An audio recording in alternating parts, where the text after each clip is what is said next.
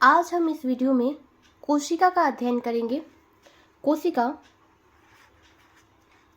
जिसे हम इंग्लिश में क्या कहते हैं? तो कोशिका, जिसे हम इंग्लिश में कहते हैं सेल। कोशिका को हम इंग्लिश में क्या कहते हैं? तो कोशिका को हम इंग्लिश में कहते हैं सेल। ओके, इंग्लिश में क्या कहते हैं? इसे हम सेल कहते हैं। और इसका बायोलॉजिकल नेम क्या है कोशिका का? तो कोशिका का बायोलॉजिकल नेम होता है साइटो। ठीक है, इसका बायोलॉजिकल नेम होता है साइटो। जैसे बायोलॉजी यानी जीव विज्ञान, साइकोलॉजी यानी कोशिका विज्ञान। जैसे बायोलॉजी यानी जीव विज्ञान, साइकोलॉजी यानी कोशिका विज्ञान, कार्डियोलॉजी यानी हृदय विज्ञान। वैसे ही कोशिका विज्ञान को हम क्या कहेंगे? तो साइटोलॉजी। ठीक है, तो इससे आप समझ गए होंगे कि लॉजी का मतलब क्या होता है? विज्ञान होता है। जैसे बायोलॉजी यानी जीव विज्ञान, साइकोलॉजी यानी मनोविज्ञान, कार्डियोलॉजी यानी हृदय विज्ञान। तो वैसे ही साइटोलॉजी यानी क्या हो जाएगा? कोशिका विज्ञान। क्या हो जाएगा? कोशिका विज्ञान। ठीक है, कोशिका विज्ञान। ओके, तो आज हम देखेंगे कोशिका विज्ञान को। विज्ञान जो होता है, विज्ञान, उसका अर्थ होता है अध्ययन करना। विज्ञान का अर्थ ही होता है अध्ययन करना, जानना। ठीक है, तो आज हम किसका अध्ययन करने वाले हैं? सेल का, यानी कोशिका का अध्ययन करने वाले हैं। किसका अध्ययन करने वाले हैं? कोशिका का। देखिए, एक व्यक्ति थे रॉबर्ट हुक। वो 1665 ईस्वी में एक व्यक्ति थे रॉबर्ट हुक। वो 1665 ईस्वी में एक पार्क में गए। कब गए? 1665 ईस्वी में। ठीक है, 1665 ईस्वी में ये व्यक्ति, जिनका नाम था क्या? तो इनका नाम था रॉबर्ट। इनका नाम था रॉबर्ट हुक। ठीक है, इनका नाम था रॉबर्ट हुक। तो ये 1665 ईस्वी में एक पार्क में गए।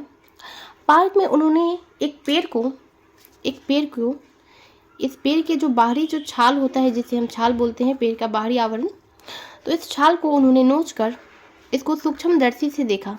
ठीक है, इसको सूक्ष्मदर्शी से देखा तो उन्होंने देखा कि बहुत सारी एक ही जैसे चीज़ों के मिलने से इस छाल का निर्माण हुआ है।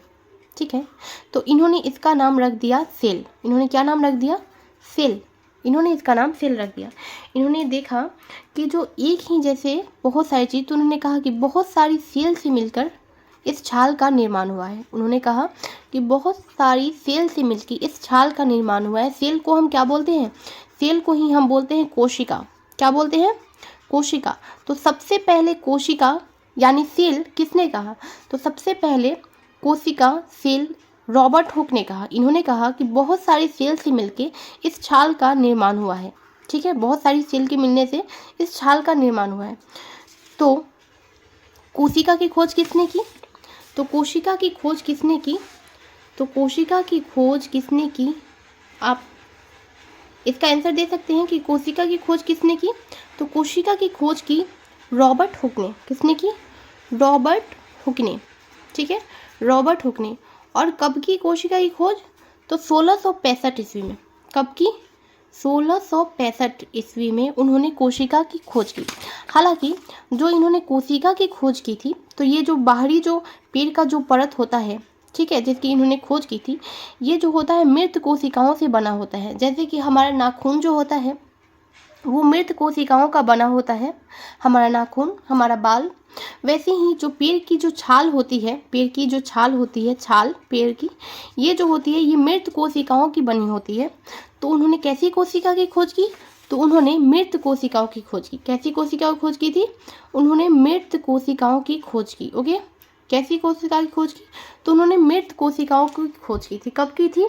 तो 1665 ईस्वी में। किसने की थी? तो रॉबर्ट हुक ने की थी। ठीक है, तो हम मृत कोशिकाओं को क्या बोलते हैं?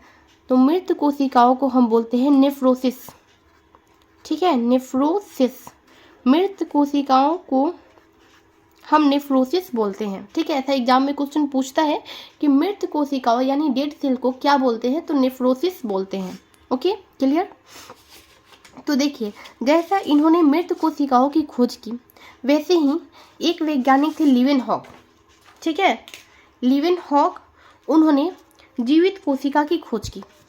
ये तो बाहरी छाल की खोज की, जैसे हमारे शरीर में नाखून जो होता है वो मृत कोशिकाओं का बना होता है, लेकिन वही हमारा जो बॉडी होता है वो जीवित कोशिकाओं का बना होता है। ठीक है, तो जो रॉबर्ट हुक थे उन्होंने मृत कोशिकाओं की खोज की थी, और लीवेनहॉक जो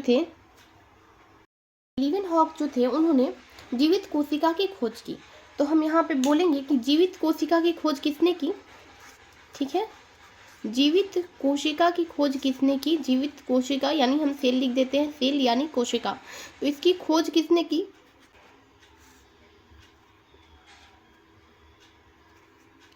एंटोन वान लीवेनहॉक ने किसकी खोज की थी, तो जीवित कोशिका की खोज की थी।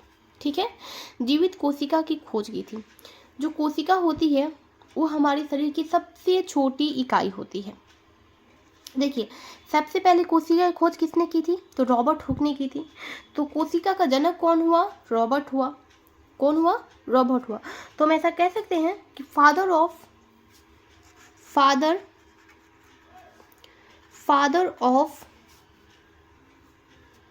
साइटोलॉजी,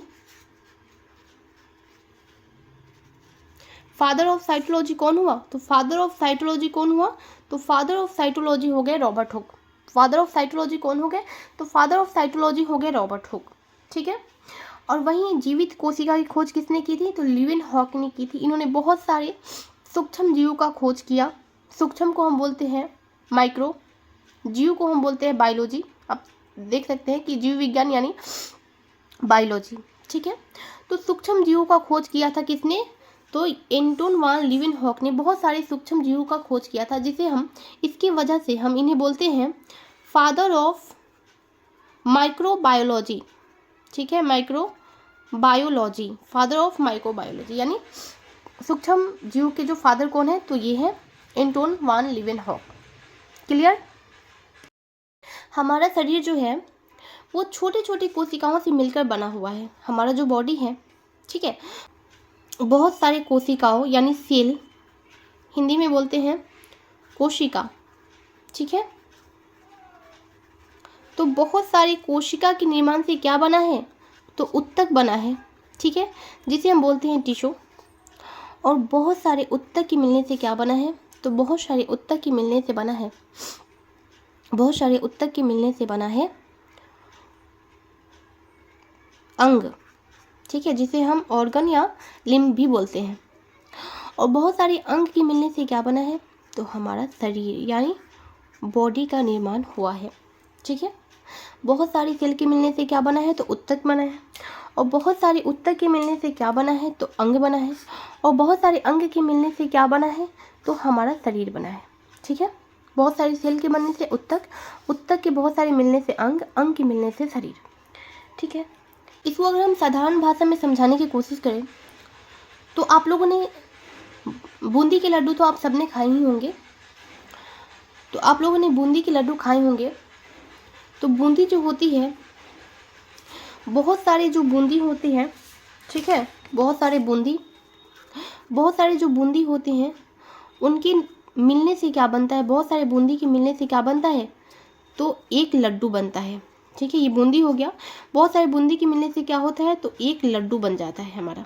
एक लड्डू हमारा बन जाता है। कैसे, तो बहुत सारे बूंदी के मिलने से हमारे एक लड्डू का निर्माण होता है। ठीक है, और बहुत सारे लड्डू के मिलने से क्या हो जाता है, एक मिठाई के डब्बे का निर्माण होता है। एक मिठाई के डब्बे का निर्माण हो जाता है बहुत सारे लड्डू के मिलने से। ठीक है, वहीं बात करें बहुत सारी मिठाई के डब्बे के मिलने से क्या हो जाता है, एक दुकान का निर्माण होता है। बहुत सारी मिठाई के डब्बे के मिलने से किस चीज़ का निर्माण होता है, तो एक दुकान का निर्माण हो जाता है।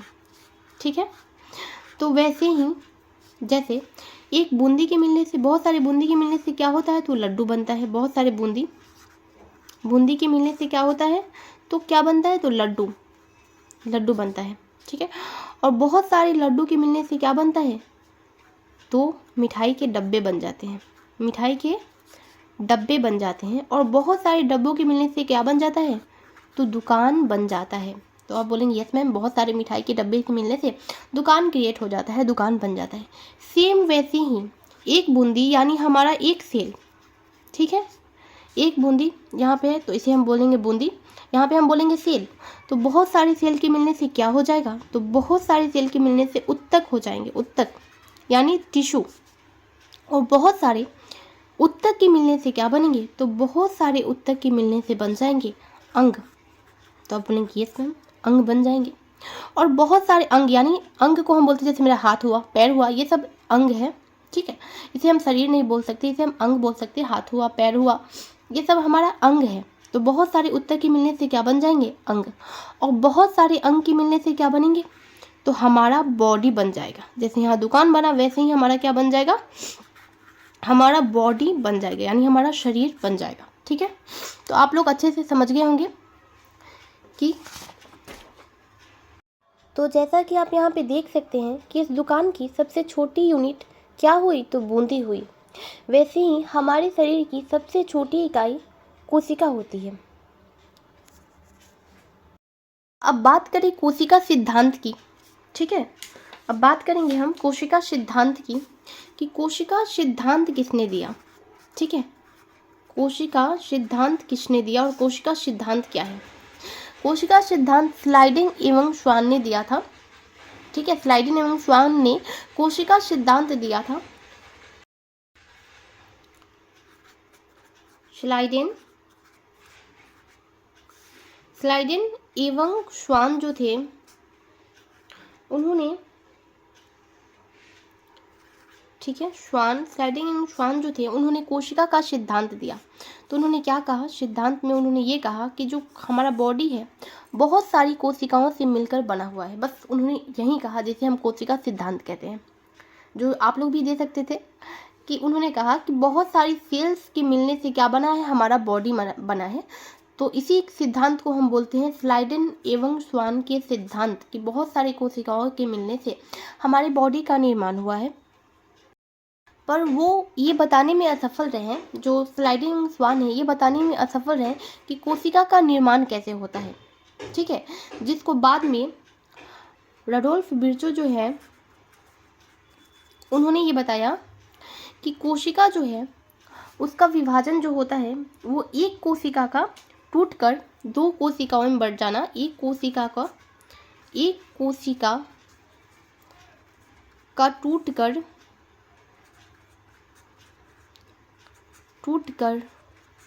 दो कोशिकाओं में बढ़ जाना, दो सेल में बढ़ जाना।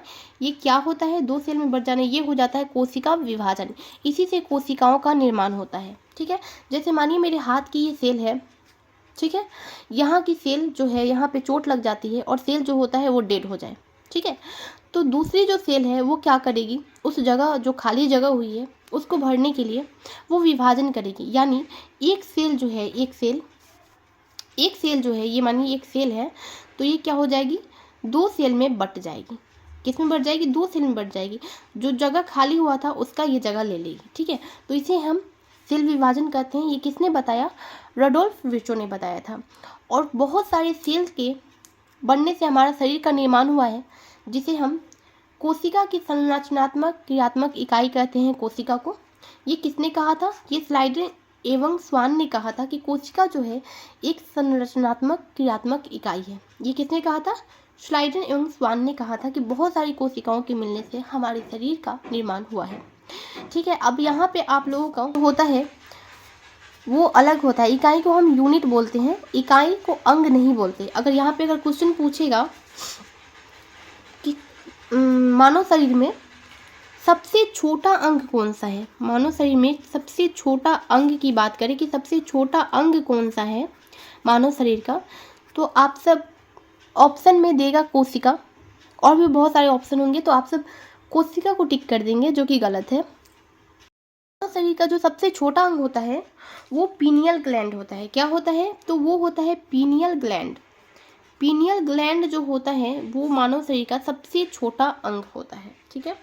सबसे छोटा अंग कौन होता है, तो पीनियल ग्लैंड हो जाता है, पीनियल ग्रंथि जिसे हम बोल सकते हैं, ठीक है।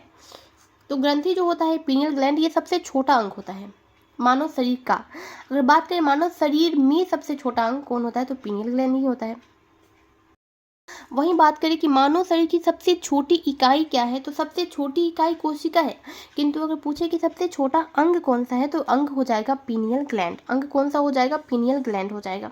ओके, अब हम देखेंगे कि कोशिका में सबसे छोटी कोशिका कौन सी होती है। कोशिका में सबसे छोटी कोशिका कौन सी होती है, तो सबसे छोटी कोशिका देखेंगे दुनिया में सबसे छोटी कोशिका कौन सी होती है, सबसे छोटी जो सेल है वो कौन सी होती है। देखिए, आप सबको पता होगा कि माइक्रो मतलब होता है सबसे छोटा। यहाँ पे हमने अभी आपको बताया कि माइक्रो बायोलॉजी के जनक कौन है, तो ये हैं लीवेनहॉक, क्योंकि उन्होंने सूक्ष्मदर्शी यानी बहुत छोटे छोटे जीवाणुओं की खोज की थी उन्होंने सूक्ष्मदर्शी की सहायता से। ठीक है, तो माइक्रो यानी होता है बहुत छोटा, तो बहुत छोटा कौन सा हो जाएगा? माइक्रोप्लाज्मा। नाम से ही स्पष्ट, माइक्रो जिसमें लगा हो वो सबसे छोटा होता है, तो माइक्रोप्लाज्मा जो हो जाएगा, माइक्रोप्लाज्मा, ठीक है, माइक्रोप्लाज्मा जो हो जाएगा वो होता है, ये होता है सबसे छोटा। माइक्रोप्लाज्मा जो हो जाएगा वो सबसे छोटी सेल होती है। वहीं बात करें सबसे बड़ी सेल, पूरी दुनिया में सबसे बड़ी सेल कौन सी है, तो सबसे बड़ी सेल जो है वो कौन सी है, तो सबसे बड़ी सेल जो है वो है शुतुरमुर्ग के अंडे। शुतुरमुर्ग जो होते हैं पक्षी है एक, ठीक है, इसका जो अंडा होता है उसकी जो सेल है शुतुरमुर्ग, शुतुरमुर्ग जिसे हम बोलते हैं, इसकी जो अंडे जो होते हैं, ठीक है, इसके अंडे के जो सेल होते हैं ये सबसे क्या होते हैं? सबसे लंबे होते हैं। इसके सेल जो होते हैं ये सबसे लंबे होते हैं, ठीक है, मैंने सबसे बड़े होते हैं, सॉरी सबसे बड़े होते हैं। तो शुतुरमुर्ग के अंडे की सबसे जो सेल होती है सबसे बड़ी होती है, ये पक्षी भी सबसे बड़ी होती है। और सबसे छोटी सेल की बात करें तो माइक्रोप्लाज्मा की हो जाती है। वहीं हम बात करें सबसे लंबी सेल कौन सी होती है।